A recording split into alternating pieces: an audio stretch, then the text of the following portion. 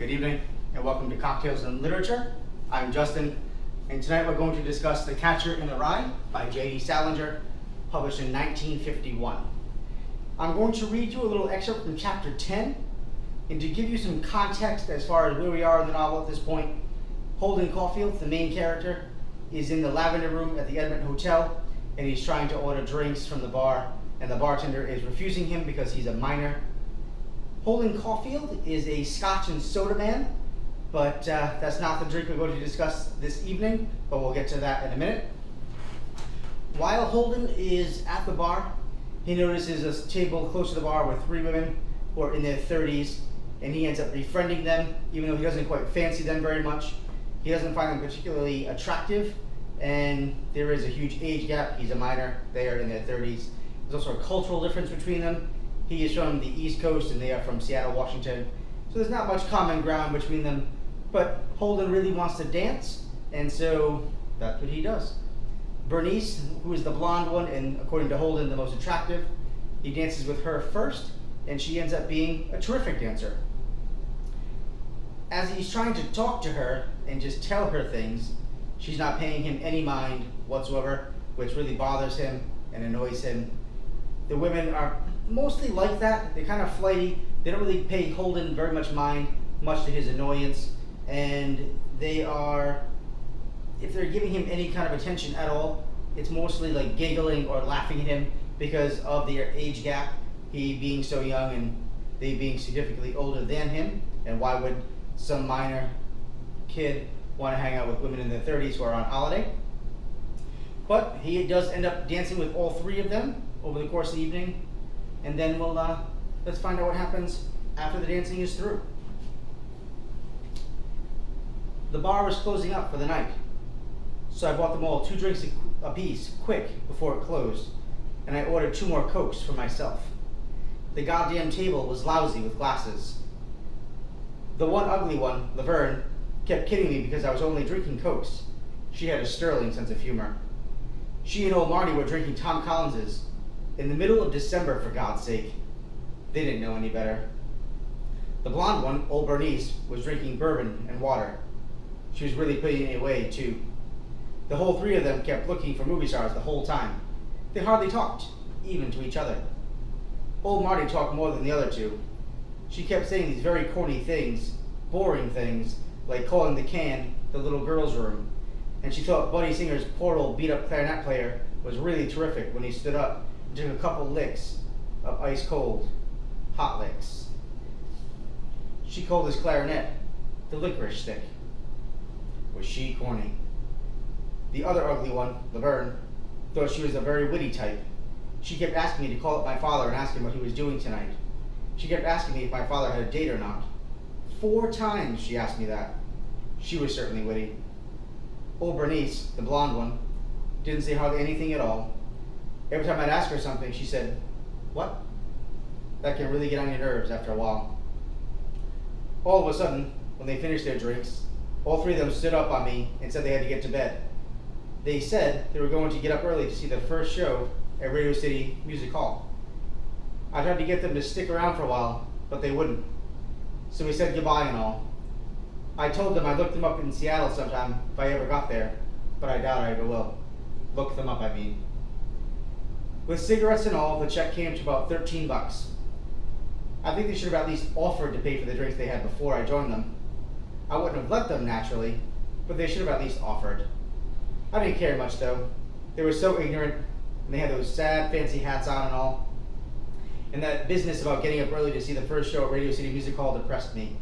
If somebody, some girl in an awful-looking hat, for instance, comes all the way to New York from Seattle, Washington, for God's sake, and ends up getting up early in the morning to see the goddamn first show at Radio City Music Hall, it makes me so depressed. I can't stand it. I'd have bought the whole 3 of them 100 drinks if only they hadn't told me that. This is one of the things that I really like about Holden Caulfield.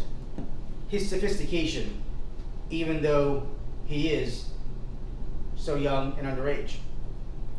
He gets the fact that cocktails have a time and a place. He gets upset with these girls for ordering Tom Collins's, which is a summer drink. It's light, it's refreshing, and belongs in the summertime. and they're ordering it at this bar late at night in December in New York City where it's winter and cold. It's when you want something warm and just something, just more clean to the bones, something that's going to warm up your soul, not a light, refreshing summer cocktail in the dead of winter in New York City. And he gets upset with them because they're ordering this. I like that about him.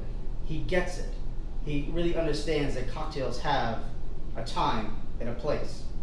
For instance, are you going to order a tumbler of scotch or a big juicy Cabernet from Napa Valley in the middle of the summertime at 10 a.m. while you're vacationing on the beach? Absolutely not. Will you order that scotch and that Cabernet later that night at dinner while you're having dinner in a steakhouse? Sure, of course you would. Would you order a mojito sitting for lunch al fresco while you're on vacation in the sun and having a great time? Absolutely. Would you order a mojito in the dead of January during a snowstorm at dinner time? No, you wouldn't. And Holden gets that. And he gets upset with them for ordering the Tom Collinses. But like he said, they don't know any better. I like that he does. I like that it pisses him off. And I really like that he has that just sense of what a cocktail should be and when the cocktail should be. But the Tom Collins, it's what the women order. He buys it for them. He lets them do it. Let's talk about that. Tom Collins was invented, if you will, or at least written down for the first time in the late 1870s. If you would like to read a really good anecdote about the Tom Collins, read about the Tom Collins hoax of 1874. It's when these people were going around town telling people that their friend Tom Collins was talking ill of them, and that if they wanted to confront him about it, he was in the bar right around the corner, even though these people didn't have a friend or know anybody named Tom Collins. If that was the origination of the name, nobody really knows, but it is a funny story. Look it up, it's a great anecdote. The Tom Collins itself is a simple drink to make. 2 ounces of gin, an ounce of fresh squeezed lemon, an ounce of simple syrup to balance the citrus and acidity. We'll shake that, pour it over some fresh ice, and then we'll top it off with some soda water. Delicious. At the end, we'll garnish it with a little flag of a lemon wheel and a cherry, and it's light, refreshing, it's beautiful. Doesn't belong in the wintertime of New York City in December. Middle of summertime, enjoy it as much as you want to. So let's do it. 2 ounces of gin. We're going to use Tanqueray this evening. Start there.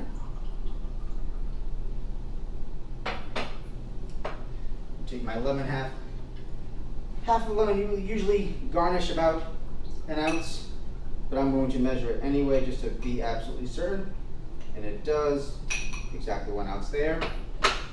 And then an ounce of simple syrup just to cut the acidity in the citrus. There we go. I'm going to pour this mixture, the gin, the lemon, and the simple syrup into my strainer here with ice. And I'm going to shake this. Just so it combines.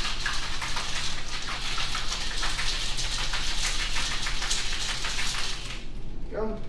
You want that all homogenized and combined together. We'll pour this over some fresh ice cubes.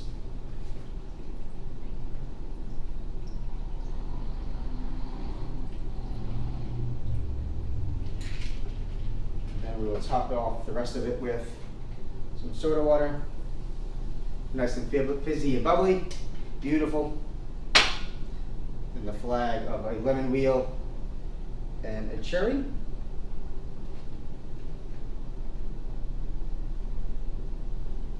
And there you have it. The Tom Collins. Read the book. Enjoy the cocktail, but only in the summertime. Salud.